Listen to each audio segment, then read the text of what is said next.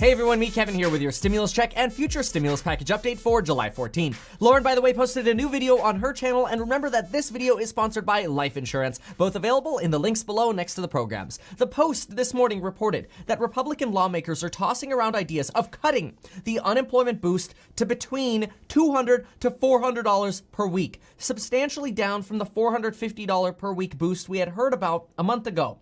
Quite frankly, I'm thinking about starting to refer to this as the $400 to $200 shrinkage rather than boost. But fear not, Republican lawmakers have indicated that they'd, quote, make up the boost to people. And you know how they'd make it up? By giving you the $1,200 stimulus check you were already promised. Let me phrase this a bit more clearly. Ooh, checks are popular for an election. How about we just screw the people on unemployment, shut down their businesses, and instead we just give them a second stimulus check. Oh, but wait, didn't Donald Trump already authorize or basically almost promise to the people that they should expect another stimulus check? Heck, he was bluntly asked, should the people expect another stimulus check? And he said yes. Aren't we just taking away stuff and then giving people stuff that we kind of promised them already? Oh well. That's literally what Congress is starting to feel like to me. At the same time, new actual educated data has come out from the University of Chicago and the University at California, Berkeley, finding no relationship between the $600 boost and the rate at which people actually go back to work, evidencing that this whole disincentive idea is overstated.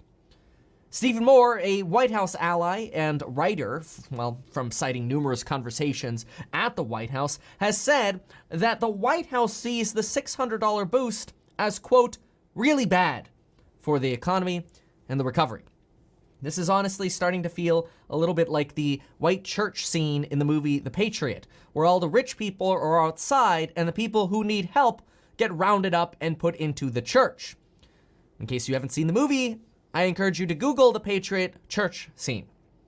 Stephen Moore did, however, say something a bit more optimistic. He said that he'd prefer going back to the old unemployment program and instead just giving more payments to everyone. But remember to take this source for what it's worth. It's a source to listen to what's going on in the White House. And apparently what he's hearing in the White House is that the $600 boost is really bad. I'm not quite sure where he would have heard that from, but that's what he's telling us. Just because he is also telling us that his opinion is that we should get stimulus checks instead of unemployment pay doesn't actually mean anything, because he's a writer and maybe an ally of the White House. But hey, some might say that even Mel Gibson tried being nice to the British, but he didn't necessarily get what he wanted.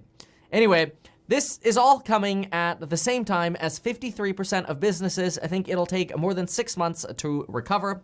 More than 1 million Americans are applying for jobless benefits each week. Only 57% of jobless claims have been processed, and with new shutdowns, it's entirely unclear if our old jobs will still be there for us. Well, in the meantime, CBS has reported that the World Health Organization has warned that there could be no return to normalcy anytime soon, as too many countries were bungling their response to the pandemic. I had to look that one up. Basically, bungling it means clumsy. So the World Health Organization is calling us clumsy, which, if our response to this pandemic is defined as clumsy, then the Great Financial Crisis of 2008 and the Great Depression were just little snafus in our history. Orange County in California has voted to reopen schools with in-person instruction and no social distancing or mask requirements. It's now being called the Florida of California on Twitter. And to me, it's also starting to sound like our recovery is seeming a whole lot more like a every man and woman for themselves type of recovery. Soon, we'll just be called the States of America rather than the United States of America. Or worse, since people are now talking about the coronavirus pandemic becoming endemic to the United States, which means that it's a disease that really only ends up flourishing in one country, we might soon be known as the COVID States of America. But hey, at least Orange County will get that benefit and boost of funding from the White House because they're reopening their schools. Now, also remember that tomorrow is tax day, which means it's not only the day that we're supposed to pay taxes, file our tax returns by, and hopefully eventually get our tax returns, but it's also the last opportunity for you to deposit money into retirement accounts, including things like the Roth, the 401k, the SEP IRA, the HSA, and many others. Some of these would give you a nice tax deduction if you put money in. Obviously, always check with your personal CPA who can help you set these things up. And if you want excellent suggestions for building wealth, make sure to check out the summer coupon code below for the various programs to help you build your wealth. Most people, by the way, start with the 0 to millionaire group and go from there. Now, new reports suggest that Mitch McConnell and Republicans have been privately trading proposals with each other. When I first read that, I thought to myself, wow, which Yu-Gi-Oh cards are they trading on the playground?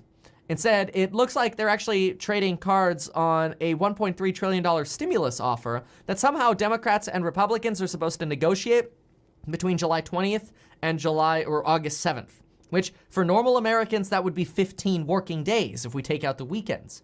But for Congress, we could probably condense that down into 14 days of talking and working with lobbyists and 1 actual day of actually working. Unfortunately, Republicans will also have to negotiate with Democrats, whose current proposal is $3 trillion. Which I don't know about you, but if I was selling my house for $300,000 and somebody made me an offer for $130,000, I probably wouldn't be very happy. I'd be tempted to take some copper out of the plumbing system, and it would probably take me at least 10 days of angry tweets from Donnie to finally be convinced into a deal. In other words, expect some crazy volatility over the next few weeks. Now, supposedly, the good news is that we'll actually see what this offer entails by Monday, supposedly. And I'm going to talk about Mitch McConnell, but I do want to warn you, usually when we talk about Mitch, some of you complain about chest pain. And so I'm also going to encourage you to sign up for life insurance, which you can get in as little as 5 minutes.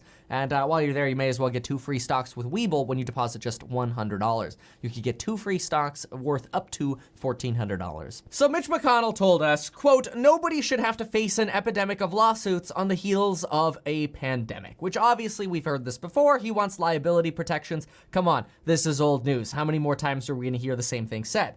But what I want to know is why Mitch McConnell keeps saying we're on the heels of a pandemic, implying that we're the ones chasing the pandemic.